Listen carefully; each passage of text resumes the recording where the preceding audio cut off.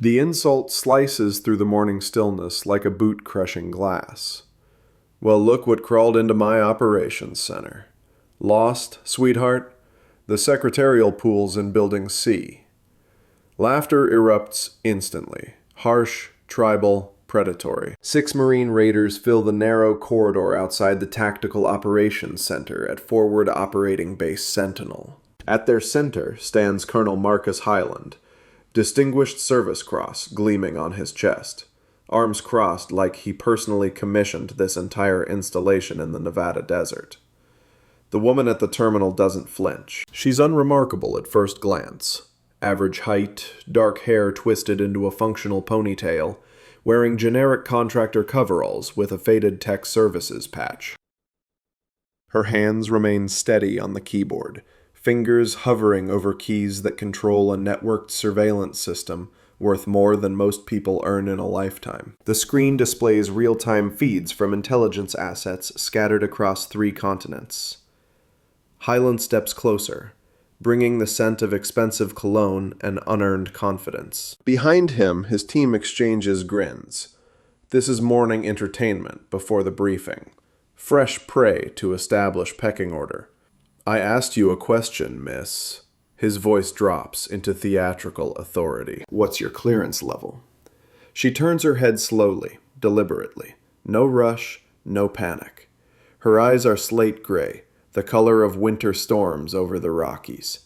When they meet his, something flickers across Highland's face, just for a heartbeat. Then it vanishes, replaced by that familiar smirk. Higher than yours, Colonel. Her voice is quiet, measured. Each word carries the weight of absolute certainty. You just don't realize it yet. The corridor goes silent. Someone coughs nervously. A boot scuffs against polished concrete. The hum of the ventilation system suddenly seems deafening. Then Highland throws his head back and laughs. It's the kind of laugh designed to invite participation, to create complicity. And they do. Nervous at first, then louder, eager to join the joke. Adorable. He leans against the doorframe, blocking her exit completely. Real adorable. Maybe after you're done playing computer games, you can grab us some coffee. Black. 2 sugars. More laughter. Louder now. The woman returns to her screen without responding. Her breathing follows a deliberate pattern. 4 counts in, hold for 4. 4 counts out, hold for 4. Combat stress management.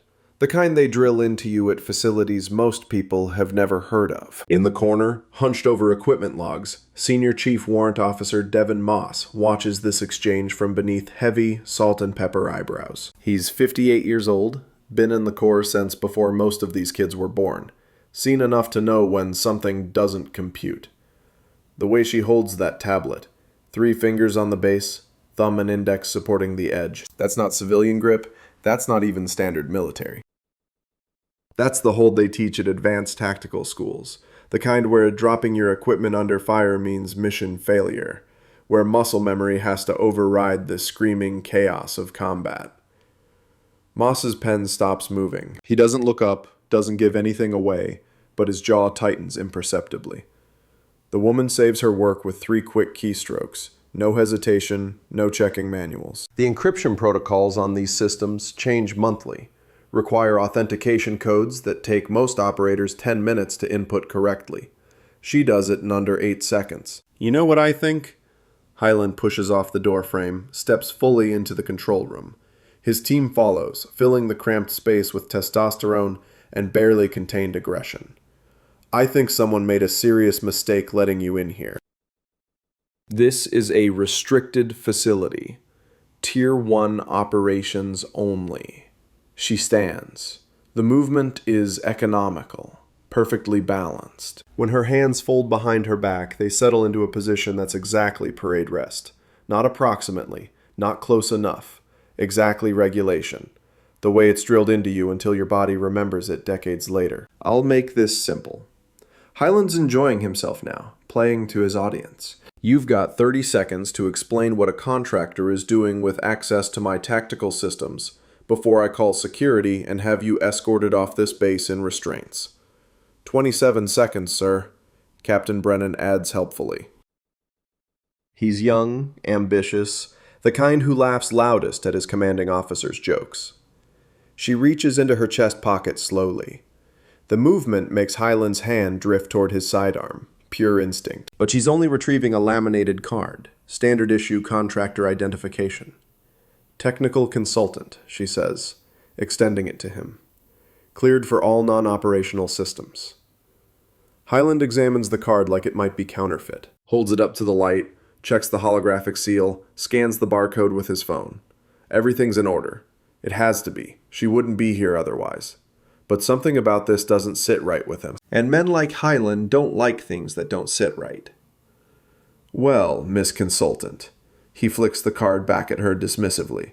It hits her chest and falls to the floor. She doesn't move to catch it. I don't care what this bureaucratic nonsense says. You stay in your lane. That means you don't touch operational systems. You don't access classified files. You fix computers when we tell you they're broken. And you stay the hell out of the way when real operators are working. Clear? Understood, sir. She bends to retrieve her ID card. As she straightens, her sleeve rides up just enough to expose the inside of her left forearm. There's a scar there.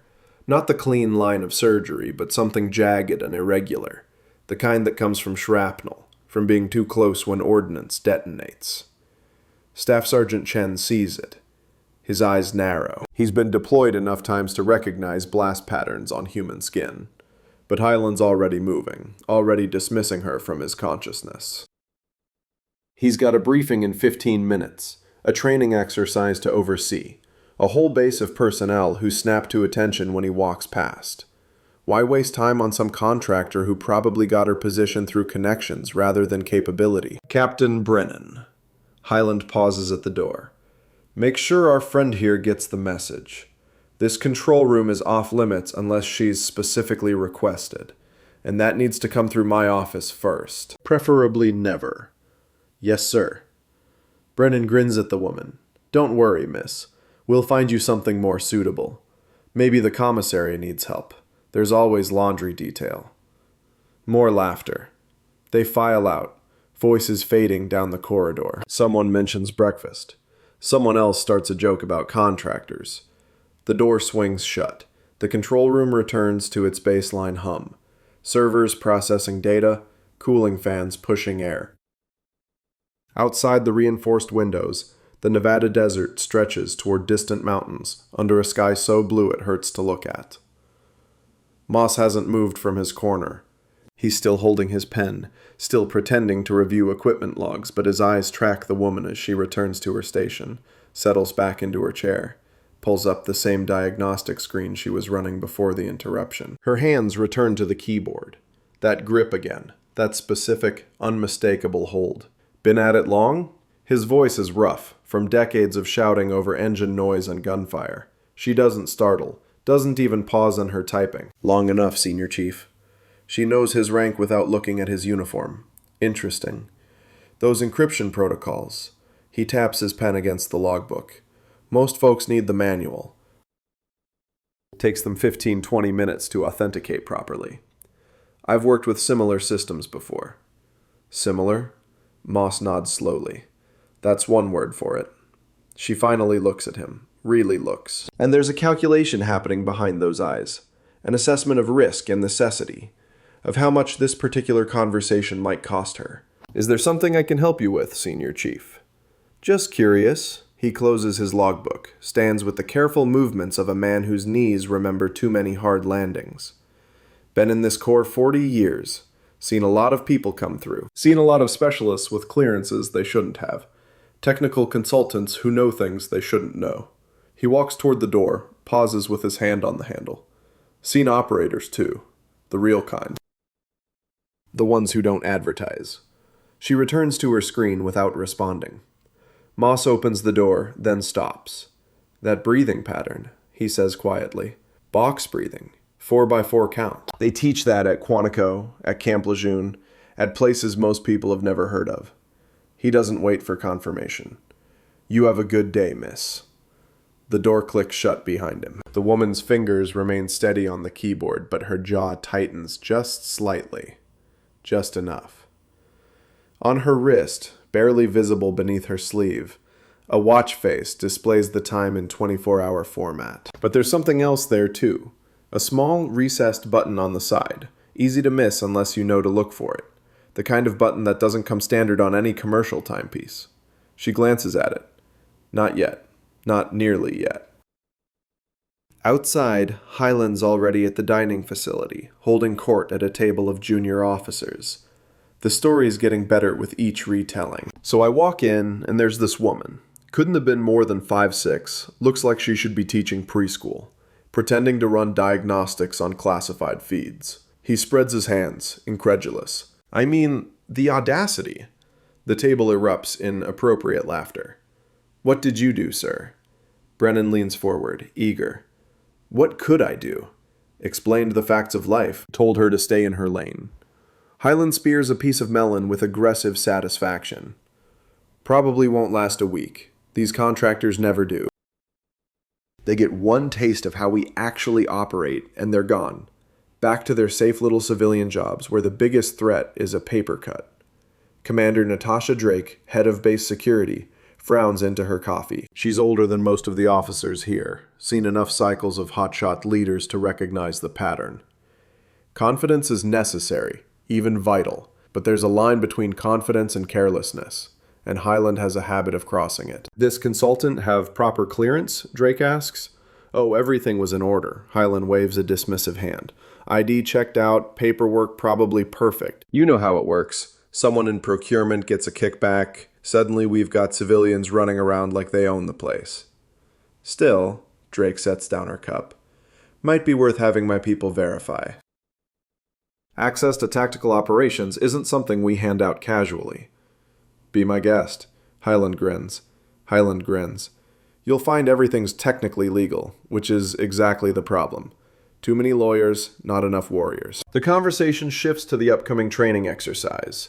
A joint operation with Army Rangers, simulated compound infiltration. 3 days of proving once again that Marine Raiders are the apex predators of modern warfare. Hyland's in his element, describing tactical approaches, assigning roles, making it clear that failure isn't an option. Nobody notices when Drake slips away early. Phone already to her ear, requesting a deep background check on their newest contractor. Back in the control room, the woman works through her diagnostics with methodical precision. Surface level, everything looks routine. File access logs, system performance metrics, standard maintenance protocols any competent technician would run. But buried in that routine, hidden in the gaps between official tasks, she's doing something else entirely.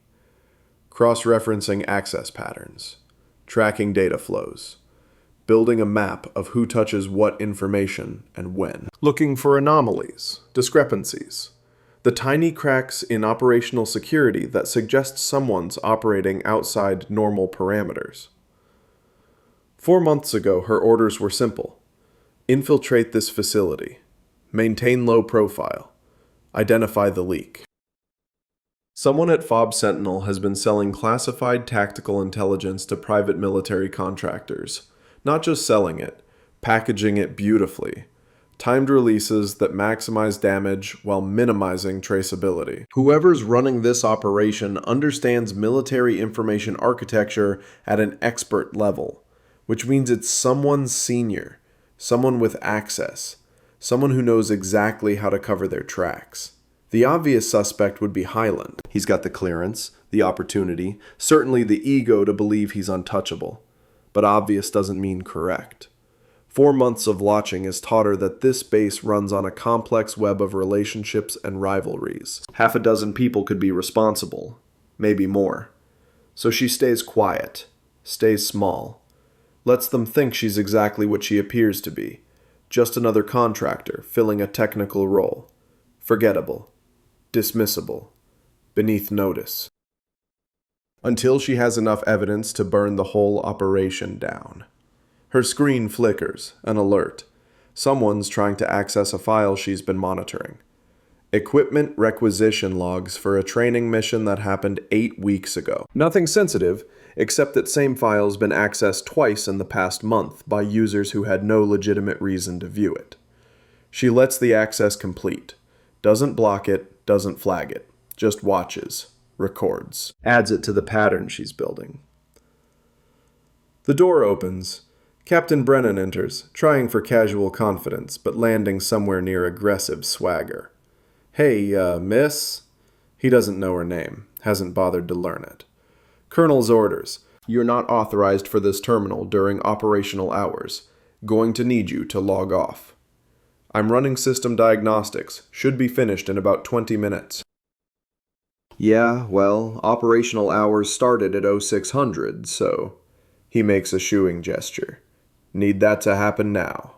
She saves her work, logs out, gathers her tablet and the small tool bag every technician carries. Brennan watches with barely concealed satisfaction. Small victory. Putting a civilian in their place. Wait until he tells the guys at lunch. "You know what the problem is?" Brennan leans against her now vacated console. "You civilians don't understand hierarchy. Don't understand what it means to earn your place in an organization like this. We spend years training, bleeding, proving ourselves. Then someone like you shows up with a piece of paper and thinks that gives you the same access, the same respect." She pauses at the door. "You're right, Captain. I don't understand that at all." The response confuses him. He was expecting defensiveness, maybe some civilian appeal to rules and regulations. This calm agreement throws off his rhythm. "Just stay out of our way," he finishes lamely.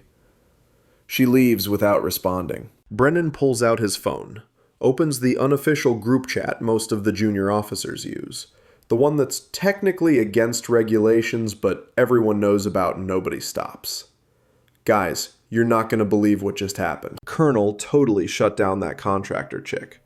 Thing is, she's got this attitude like she thinks she's somebody, walks around like she owns the place." The responses come fast. Jokes, memes. Someone suggests they start a betting pool on how long she lasts. Someone else proposes making her the unofficial coffee runner. Harmless hazing, the kind every outsider goes through. She'll learn to laugh along, or she'll leave. Either way, problem solved. The messages continue through the morning, spreading the story, embellishing details, creating a narrative where she becomes less person and more punchline. By lunch, half the base has heard about the contractor who tried to claim she outranked a colonel. The story is better than the truth, funnier, more shareable. She woman who started it all sits alone in a corner of the enlisted dining facility, eating a sandwich that tastes like cardboard and institutional efficiency. Around her, conversations ebb and flow. Deployment stories, complaints about training schedules, speculation about upcoming assignments. She listens, files it away. Patterns within patterns. Who defers to whom? Which groups form natural alliances? Where the real power flows underneath the official hierarchy. Staff Sergeant Chen enters with his maintenance team, spots her, whispers something to the men beside him. They look, laugh, keep walking. The bread turns to paste in her mouth, but she keeps eating, keeps breathing in that steady 4-count rhythm. In through the nose, hold. Out through the mouth, hold. The way they taught her during selection week, during SEER training, during the classified exercises where they break you down to see what remains when everything else is stripped away. Her watch displays the time, 13:37. She has a meeting scheduled for 1400. Routine check-in with the base IT director. Officially, it's about software updates and network security. Unofficially, it's a dead drop, a chance to pass information up the chain without electronic trails. She finishes her sandwich, clears her tray, walks across the base under the brutal Nevada sun. The heat here is different than ocean heat, different than desert heat overseas. Dry, oppressive. It bakes into your uniform and makes everything feel brittle. The IT building is older construction, built back when the military thought reinforced concrete was the solution to everything. Inside, the air conditioning fights a losing battle against decades of inadequate ventilation. The director's office is on the second floor, behind a door with a nameplate that reads, CDR James Walsh, Information Systems. She knocks. Come in.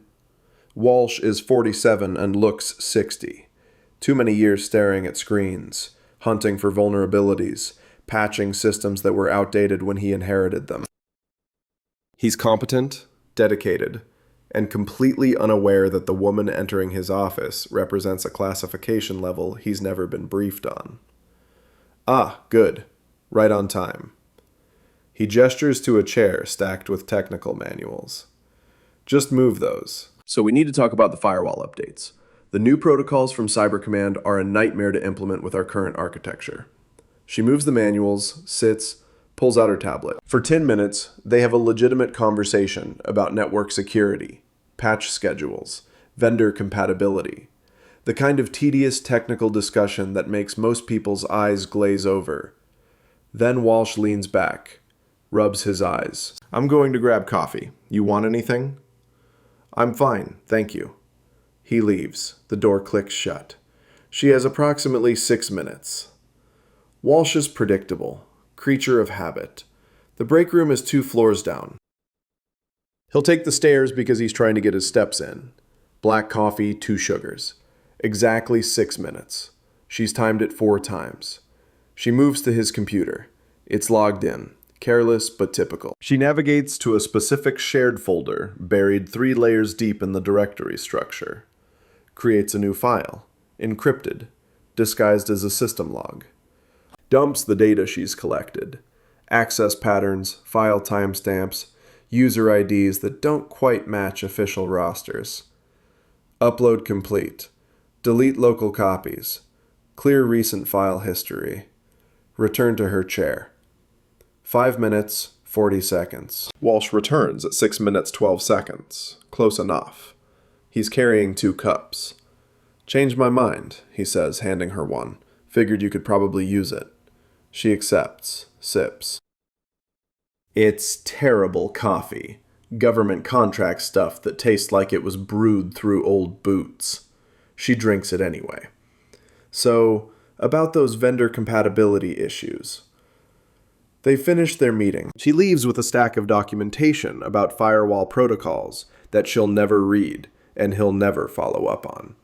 The coffee cup goes in the trash outside. The real message is already racing up the chain of command, bouncing through encrypted servers, landing eventually on a desk at Quantico, where someone with more stars than Walsh will ever see decides whether her intel justifies further action. The afternoon brings new indignities. Drake's security team pulls her aside for additional ID verification. Perfectly legal, perfectly within regulations. Also perfectly obvious harassment. She stands patiently while they photograph her credentials, run her fingerprints through databases she already knows she'll pass, ask questions they already know the answers to. How long have you been on base? 4 months. And your previous contract? I'm a contractor. I don't have postings. Right. Previous contract, then. Classified. That makes them exchange looks. Civilians claiming classification is always suspicious. Usually it means they're lying. Sometimes it means they're telling the truth and it's above your clearance to verify. We'll need to confirm that. Contact the number on my clearance documentation. They will. They'll reach a very real office at a very real agency that will confirm she's exactly who she claims to be. The paperwork is immaculate. It has to be. People died to make this cover solid. By 1600, she's back at her temporary quarters, a small room in the contractor housing unit. Concrete walls, metal frame bed, a desk and chair that were probably surplus from a Cold War-era submarine. She doesn't care. She's slept in worse, done entire deployments in conditions that would break most civilians mentally before they ever touch them physically. She sits on the bed, allows herself 60 seconds of complete stillness. No 4-count breathing, no maintained composure, just 60 seconds where she doesn't have to perform the role. Then it's over. Back to work. Her tablet contains encrypted files that would cause a diplomatic incident if discovered. Training schedules, personnel rosters, supply chain logistics. Everything you'd need to plan an operation against this facility. Everything someone selling secrets would want to acquire. She's not here to protect those secrets. She's here to find who's already stealing them. The pieces are starting to fit. Hyland's aggressive need to control access, Brennan's nervousness around anyone who might see things they shouldn't, Chen's technical knowledge that goes deeper than his official role requires, Drake's security checks that seem designed more to intimidate than investigate. Any one of them could be the leak. All of them could be involved. The only way to know for certain is to wait for them to make a mistake, to push hard enough that they reveal themselves trying to push back, which means tomorrow needs to escalate. She needs to be in places she's not supposed to be, accessing systems that will trigger alerts, making enough noise that whoever's watching feels threatened enough to act. Outside her window, the sun sets over the Nevada desert in streaks of orange and crimson. Somewhere out there, teams prepare for operations. Young men and women put themselves between civilization and chaos because someone has to, and they're willing. Most of them are good, dedicated, honorable. But not all. Never all. She sets an alarm for 4:30, early enough to be on base before most people arrive. Early enough to be in the control room when the overnight shift logs off and the day shift isn't quite ready. Early enough to see what happens when she stops being careful. Sleep comes easily. Years of training taught her to rest when possible, because you never know when the next chance will come. She thrones. 4 hours later, the alarm pulls her back to consciousness, with the gentle insistence of a knife at the throat. She dresses in the dark. Same plain uniform, same anonymous contractor appearance. Runs through a mental checklist that's become automatic. ID card, tablet, tools. The watch with its hidden button that she still hasn't pressed. Not yet. The base at 0500 is a different world. Skeleton crew. Night maintenance. A few insomniacs and early risers. She moves through the dim corridors like water, finding the path of least resistance. The control room is locked, but her access card works. Inside, the overnight operator is half asleep, monitoring automated systems that haven't required human intervention in hours. "Morning," she says quietly. He startles. "Jesus, I mean, morning." He's young, probably his first posting, still nervous around anyone who appears unexpectedly. "You're early." Diagnostics run better with light system traffic. Yeah, makes sense. He's already packing up, eager to hand off responsibility and get to breakfast. Everything's green. Feeds are nominal. Had one hiccup on the satellite uplink around 0300, but it auto-corrected. "I'll check the logs." Cool. I'm out then." He leaves. She's alone. The control room hums its familiar song. She moves to the main console, pulls up system access logs. Not the surface level stuff, but the deep architecture, user authentication records, file transfer protocols, the digital fingerprints that people think are invisible, but never truly are. There. An access spike at 0300, right when the uplink hiccuped. Someone logged in remotely, pulled data, not much, just a few kilobytes, probably looked like routine telemetry to anyone glancing at the logs. Except the access came from an IP that traces back to the colonel's office. At 0300 in the morning, when the building was locked and alarmed and supposedly empty. She photographs the screen with her tablet. Encrypted storage, chain of custody, evidence that will hold up when this eventually reaches court-martial proceedings. "What are you doing?" She doesn't jump, doesn't close the screen, just turns calmly. Chen stands in the doorway, maintenance bag over his shoulder, suspicion written across his face like an accusation. "System diagnostics," she says. "Someone's been accessing files outside normal parameters. You're not authorized for security reviews." "I'm not conducting a security review. I'm checking system integrity."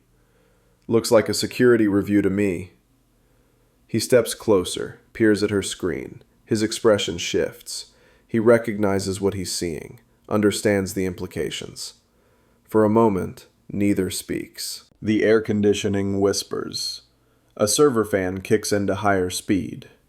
You need to log off, Chen says finally. Now. In a moment. No. Now. His hand moves toward the radio on his belt. Or I'm calling this in. She saves her work, logs out, stands. Staff Sergeant Chen, if someone on this base is compromising classified systems, wouldn't you want to know?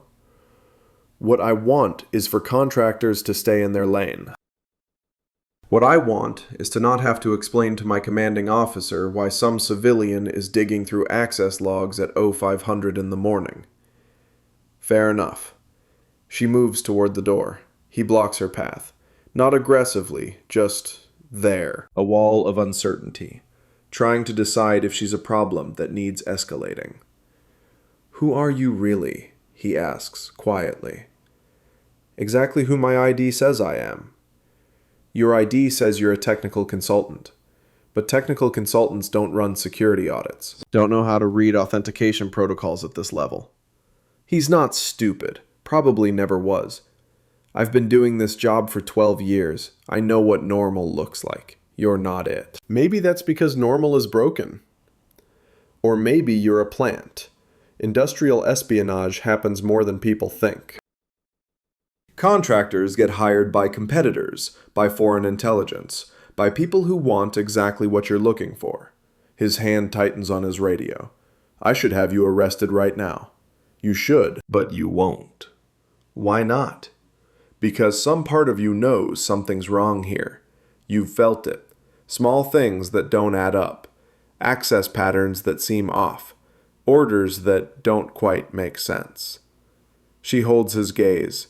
You're good at your job, Staff Sergeant. Good enough to notice the discrepancies. Not quite senior enough to do anything about them. His jaw works. Get out. She leaves. Behind her, Chen stands in the control room, radio in hand, trying to decide which is more dangerous. Trusting a stranger or ignoring his instincts. By 0600, the base wakes fully. Morning PT. Breakfast rushes. The organized chaos of a military installation starting its day. She's at the enlisted diming facility when Hyland enters with his usual entourage. He spots her immediately. Something about the recognition feels deliberate, like he's been looking for her. Well, well. He changes course, approaches her table. Didn't expect to see you still around. She looks up from her oatmeal. Still around, sir? I heard you were in the control room early, 0500, before authorized access hours. Running diagnostics, he makes air quotes, as requested. Funny, I don't remember requesting diagnostics at 0500. He sits down across from her without invitation. His team hovers nearby, watching. What I remember is specifically telling you to stay away from operational systems. The systems I was reviewing weren't operational. They were administrative access logs, which you have exactly 0 authorization to review. Is she about to get thrown off the base? If there's a security concern, I'm required to report it. Security concern, Hyland laughs. It's the kind of laugh designed to humiliate, loud enough for nearby tables to hear. Let me tell you about security concerns, sweetheart. My security concern is unauthorized personnel accessing sensitive systems and then hiding behind bureaucratic excuses when they get caught. I'm not hiding. No, you're just sitting here eating oatmeal like you didn't just violate about 6 different protocols. He leans forward. Here's what's going to happen. You're going to finish your breakfast. Then you're going to pack your things. Then you're going to be escorted off this base. And if you're very lucky, we won't press charges for the attempted data breach. I haven't breached any data. Staff Sergeant Chen says otherwise. So Chen called it in. Disappointing, but not surprising. Then Staff Sergeant Chen should present his evidence through proper channels. Proper channels? Hyland's face darkens. You think you can lawyer your way out of this? You think citing regulations means anything when you've been caught red-handed? She meets his eyes, holds them, lets the silence stretch until it becomes uncomfortable. With all due respect, Colonel, if you're going to make accusations, you should probably have your facts straight first. My facts are straight. You were in a restricted system at an unauthorized time, looking at files you have no clearance to access. System access logs aren't classified. They're administrative records. Any user with basic clearance can view them. Not at 0500 they can't. The time of day doesn't change the classification level. Hyland's hands flatten on the table. You're done. I'm calling security.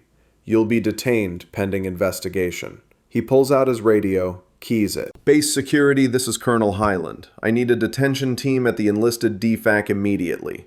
We have a contractor in violation of security protocols. The response crackles back. Copy that, Colonel. Team en route. She doesn't run, doesn't argue, just sits there, breathing in that steady 4-count rhythm, watching him with those slate gray eyes. Within 3 minutes, 4 military police arrive. Body armor, sidearms, the full intimidation package. Sir, the senior MP salutes Hyland. This contractor has been accessing classified systems without authorization. I want her detained and investigated. Yes, sir. The MP turns to her. Ma'am, I'm going to need you to stand up slowly and keep your hands visible.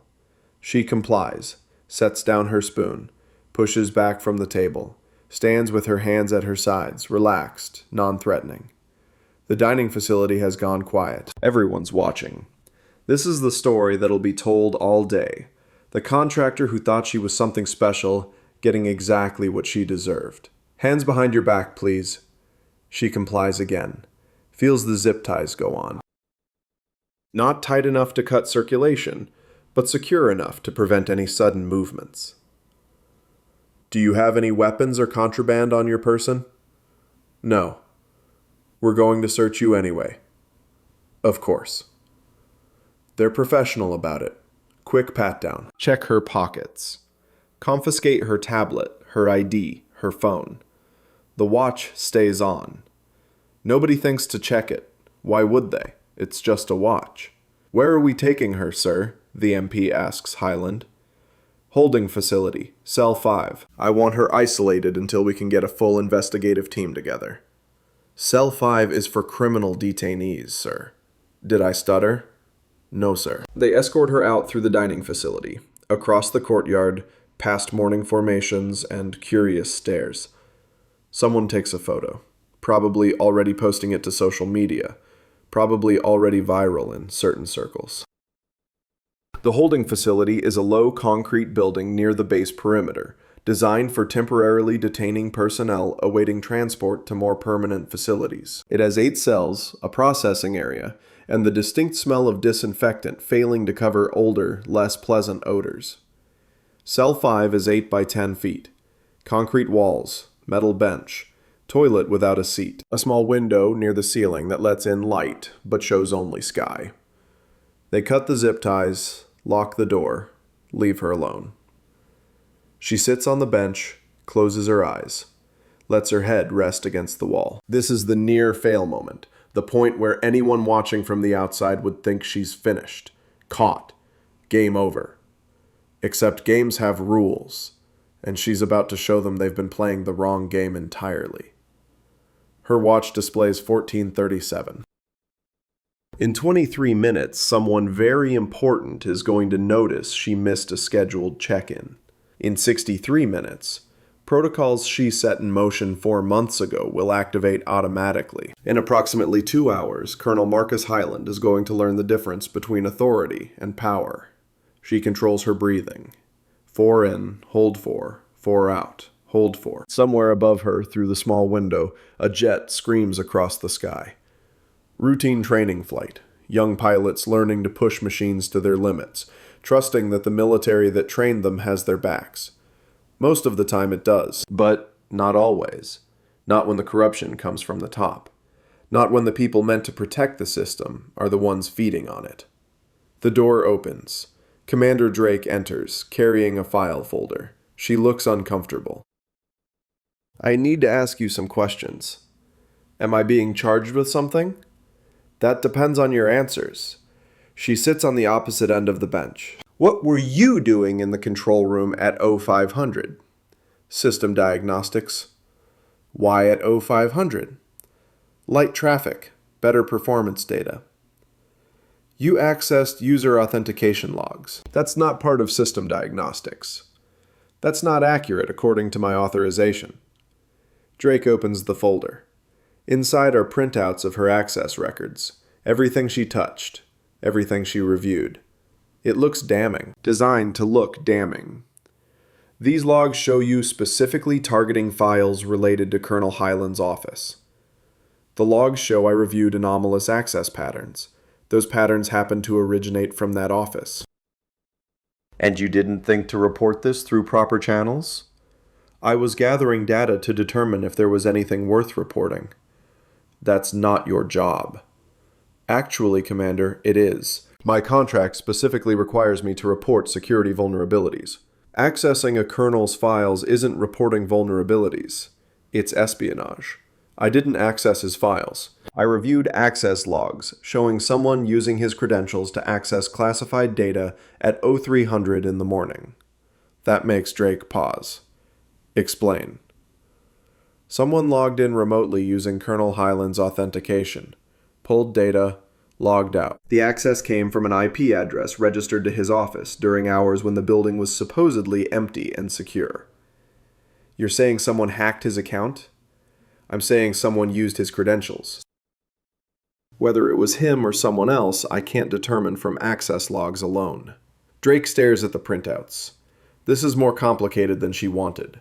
Simple cases of contractor overreach are easy. This is something else. I'll need to verify this. Of course. She stands, looks at the woman for a long moment. Who are you, really? Still just a technical consultant, Commander. Right. She doesn't believe it. But she's also not stupid enough to ignore potential security breaches just because they come from an inconvenient source. Stay here. Not planning on going anywhere. The door locks again. She's alone. 15:30. In 7 minutes, the missed check-in becomes a priority flag. In 67 minutes, the automatic protocols activate.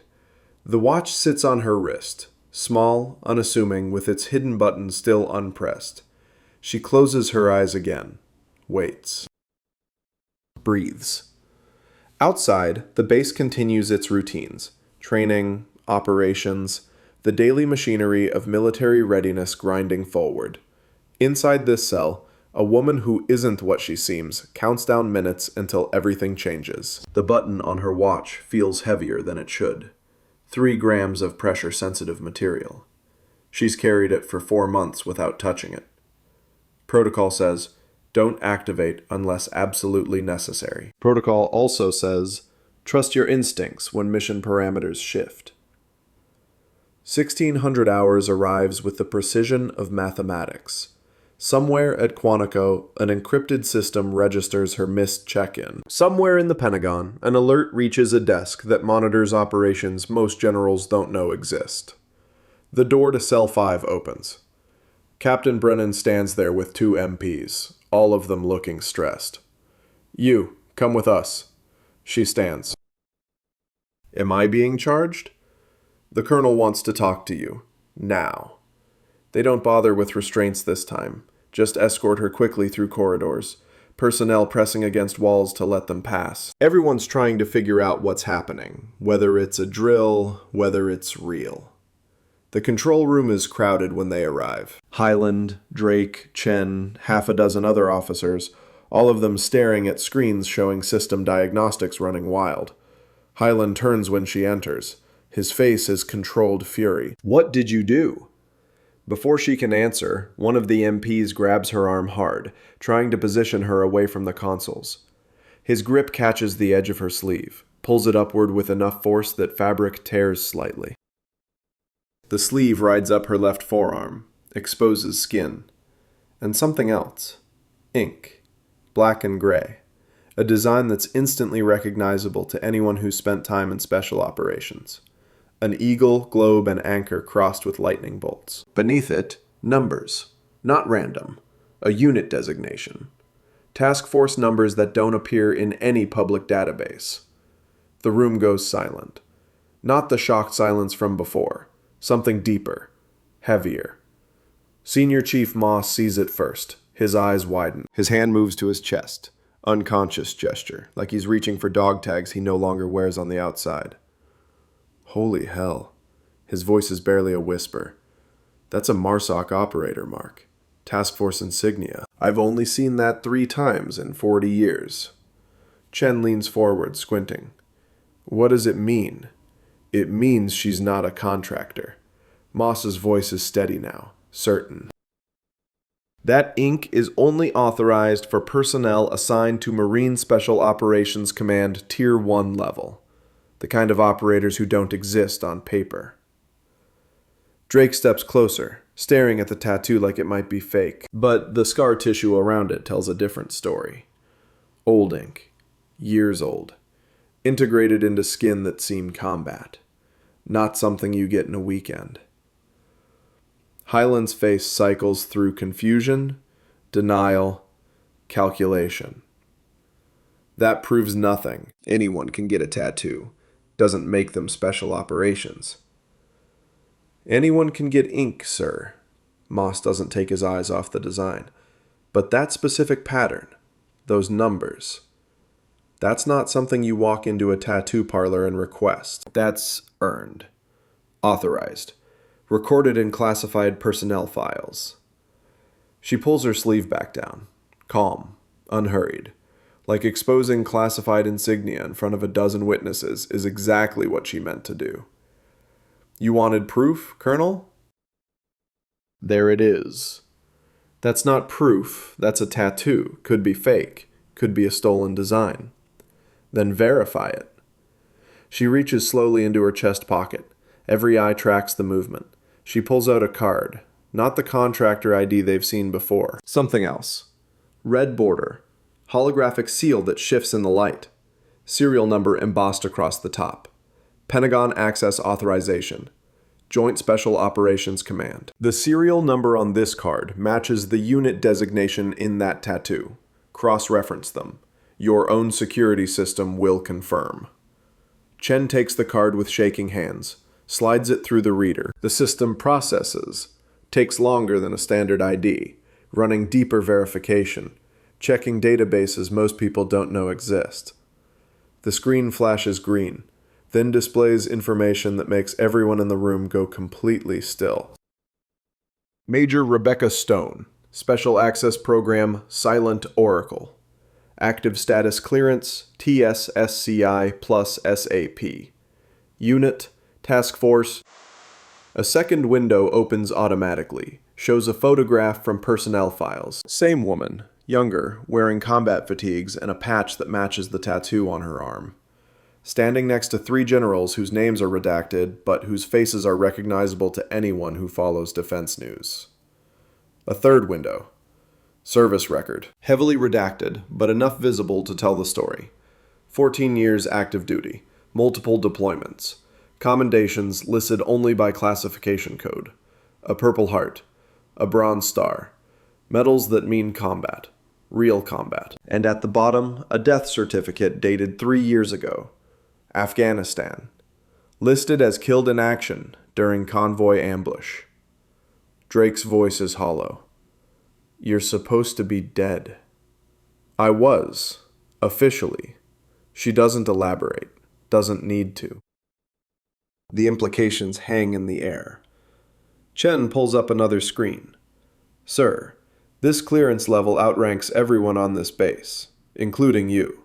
It requires Pentagon-level authorization just to view the full file. Hyland stares at the screens. His hands grip the edge of the console, knuckles white. This is impossible. MARSOC doesn't run operations on domestic bases without notification. There are protocols. Procedures. There are. She meets his eyes. And one of those protocols allows for classified investigations when corruption reaches command level.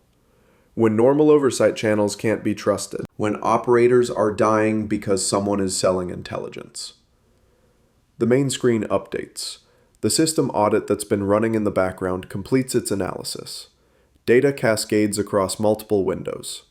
File access logs, transfer records, authentication timestamps. All of it color-coded. Green for normal, yellow for questionable, red for violations. There's a lot of red.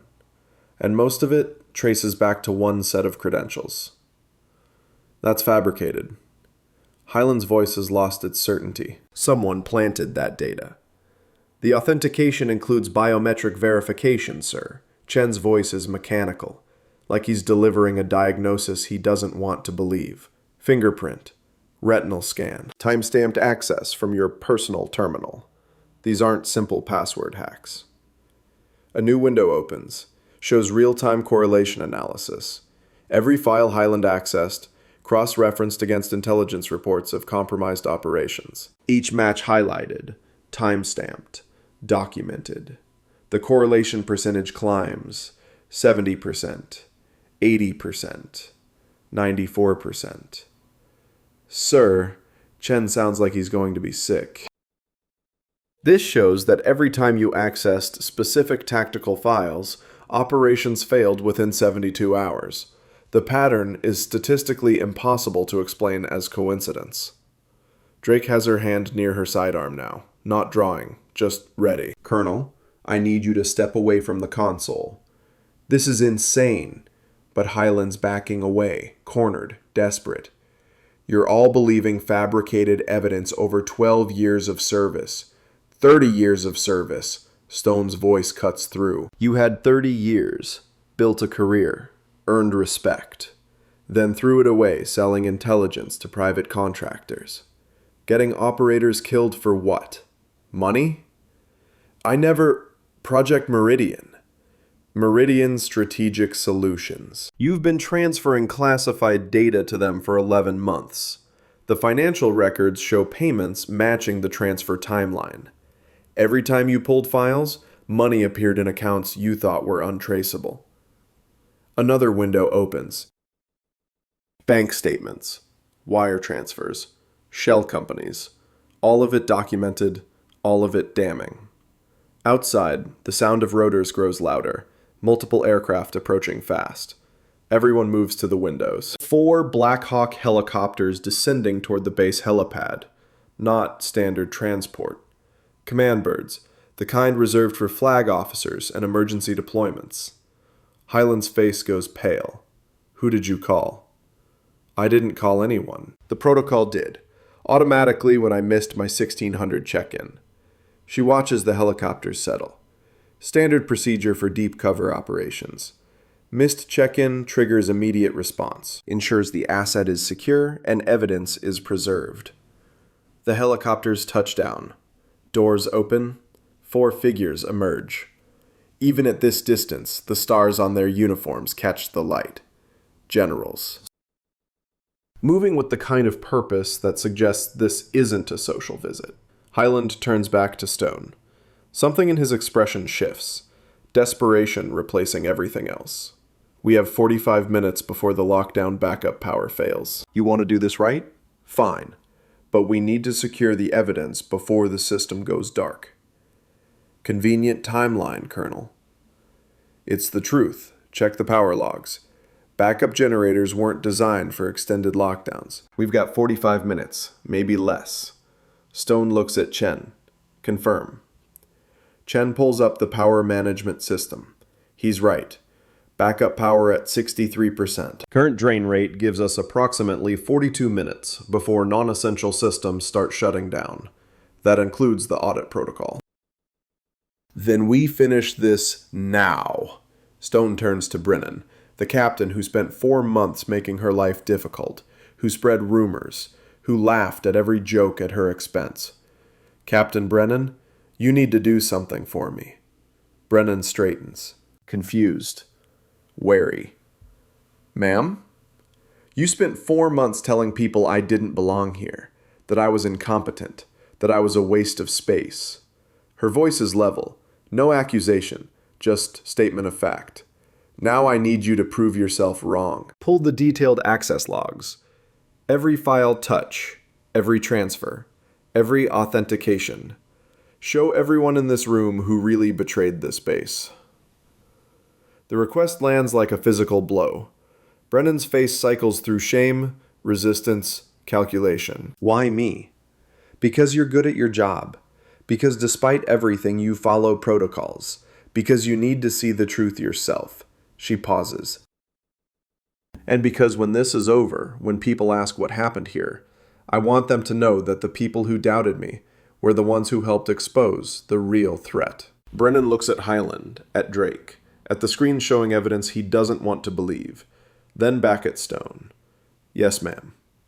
He moves to a terminal.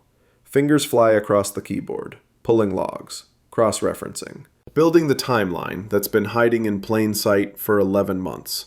The room watches in silence. 41 minutes remaining. Got something. Brennan's voice is tight. Access pattern from Colonel Hyland's credentials. But there's a secondary pattern. Another user with elevated privileges accessing the same files within hours. Different credentials. General level clearance. Who? Drake demands. Brennan pulls up the authentication record. Goes pale. General Vance. He accessed every file the Colonel touched. Sometimes before, sometimes after. Like they were coordinating. Stone's expression doesn't change, but her jaw tightens. General Vance was one of the officers who authorized this operation, who suggested using a deceased operator for deep cover, who specifically recommended me. The implications spread through the room like poison. He sent them here knowing the operation was compromised from the start. The revelation lands like shrapnel. Moss speaks up from his corner, voice heavy. If General Vance is dirty, then this isn't about stopping one leak. This is about dismantling an entire network. Stone nods slowly. Meridian Strategic Solutions has contracts with 17 different agencies. If they've been receiving classified intelligence for 11 months, the damage is catastrophic. Operations compromised. Assets exposed. People dead. 38 minutes remaining. Outside, boots thunder in corridors. The generals have entered the building. Multiple teams moving with practiced efficiency, securing perimeters, establishing command presence. Brennan keeps working, pulling deeper into the data. There's more. Additional accounts, different payment structures. This isn't just Hyland and Vance. There are at least 4 other officers involved. Different bases, different branches. Names, Drake demands. General Vance at Fort Liberty, Admiral Torres at Norfolk, Colonel Hyland here. 2 more I can't identify yet. The authentication is routed through proxy servers. The door to the control room opens. 4-star General Patricia Monroe enters, flanked by military police and 2 officers carrying encrypted communication equipment. She's 62, gray-haired, wearing combat ribbons that span 3 decades. Her presence fills the room with the weight of absolute authority. Everyone snaps to attention. Except Stone, who simply straightens and meets the general's eyes. Major Stone? Monroe's voice is granite wrapped in ice. Status. Primary target confirmed, ma'am. Colonel Hyland. Secondary target identified. General Vance. Network extends to at least 4 additional conspirators across multiple installations. Evidence secured. 47 gigabytes of authenticated data ready for transfer. Monroe turns to Hyland, studies him like a specimen under glass. Colonel Marcus Hyland, 30 years of service, distinguished career, Bronze Star, commendation for valor at Fallujah. She pauses. And 11 months selling your brothers and sisters for money. How much, Colonel? How much was their blood worth? Hyland says nothing.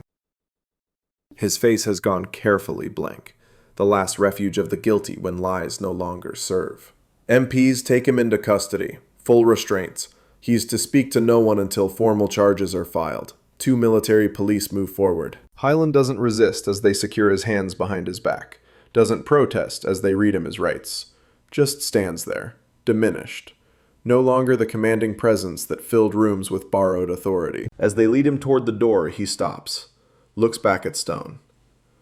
You were always going to win, weren't you? from the moment you walked onto this base. No, Colonel.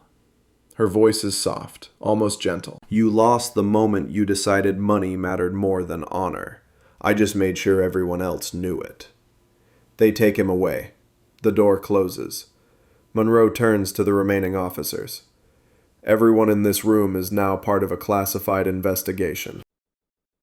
You will speak to no one about what you've witnessed. Understood? A chorus of, "Yes, ma'am." Commander Drake, you're acting base commander until a replacement can be assigned. Captain Brennan, continue pulling those records. I want every conspirator identified within 12 hours. She looks at Chen and Moss. You two, full debriefing in 30 minutes. Everything you observed, everything you suspected. Then she turns to Stone. Major, walk with me. They leave the control room, move through corridors now filled with military police securing evidence, locking down systems, beginning the slow process of unraveling 11 months of corruption. Monroe doesn't speak until they're outside, standing in the Nevada sun, away from electronic surveillance. You were supposed to maintain cover for another month. The timeline accelerated, ma'am. Highland was getting suspicious. Another week and he would have scrubbed the evidence. And Vance? He's known about me from the beginning. Sent me here hoping I'd fail. When I started getting close, he began preparing his exit strategy. Bank transfers to offshore accounts. Plane tickets to countries with no extradition treaties. He'll run within 48 hours if we don't move now. Monroe nods slowly. Joint operations are already moving on his location. He'll be in custody within the hour. She pauses. 17 operators dead because of this network. 17 families destroyed. Missions compromised. Billions in intelligence damage. I know, ma'am. Do you? Monroe's voice sharpens. You know the statistics. But do you know Private Marcus Chen, 23, died in an ambush that shouldn't have happened because someone sold his patrol route? Do you know Lieutenant Sarah Morrison, 31, captured and tortured for 3 weeks before she died because someone compromised her infiltration timeline? Do you know? I know them all, ma'am. Stone's voice is quiet but absolute. Every name, every face, every family. I memorized the casualty reports before I accepted this assignment. Carried them with me for 4 months. They're why I'm here. Monroe studies her for a long moment. You spent 4 months being humiliated, dismissed, treated like you were worthless. Yes, ma'am. And you never broke cover, never used your real rank to make it easier. The mission required invisibility.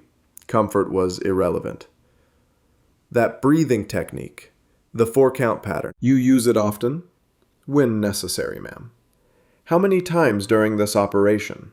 Stone considers. Daily. Sometimes hourly. Monroe nods. Understanding passing between them, the cost of deep cover isn't just time, it's dignity. Constantly surrendered, constantly burning away pieces of yourself for the mission. You're going back to being dead, Major. This operation never happened. These arrests will be explained as routine investigations into financial irregularities. Your name will appear nowhere in official records. I understand, ma'am. Do you? Because I'm telling you that those officers in that room, the ones who saw your tattoo, who saw your service record, they'll be briefed to forget. Brennan, who finally saw the truth. Drake, who started questioning. Moss, who recognized what you really were.